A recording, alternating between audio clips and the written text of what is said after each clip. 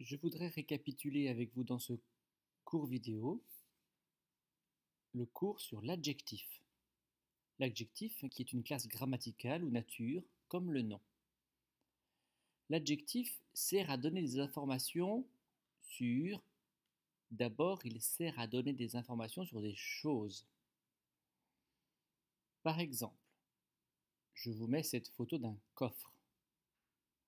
Et bien sûr, ce coffre, on peut donner l'information qu'il est solide.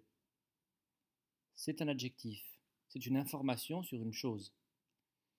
On peut également donner comme information qu'il est rouge ou rougeâtre. C'est une autre information sur le coffre, c'est donc un adjectif. Il peut également donner l'adjectif des informations sur des êtres vivants. Par exemple, là, vous voyez un troll, c'est un être vivant. Eh bien, on peut donner deux informations à propos de ce troll. Tout d'abord, qu'il est grand. C'est une information sur un être vivant, c'est donc un adjectif. Et puis aussi qu'il est stupide.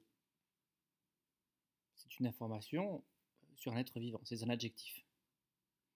Ensuite, on peut, avec un adjectif, donner des informations sur des idées aussi. Là, j'ai repris mon petit smiley de la colère. Et on peut parler d'une colère folle. C'est ici un adjectif, folle, qui permet de donner des informations sur la colère, donc sur une idée. Et l'adjectif donne donc des informations sur des choses, des êtres vivants ou des idées. Le deuxième point que je voulais récapituler avec vous à propos de l'adjectif, c'est que l'adjectif, il a un genre et un nombre. J'ai pris un exemple, chocolat noir. On se rend compte donc que chocolat est un nom, c'est une chose,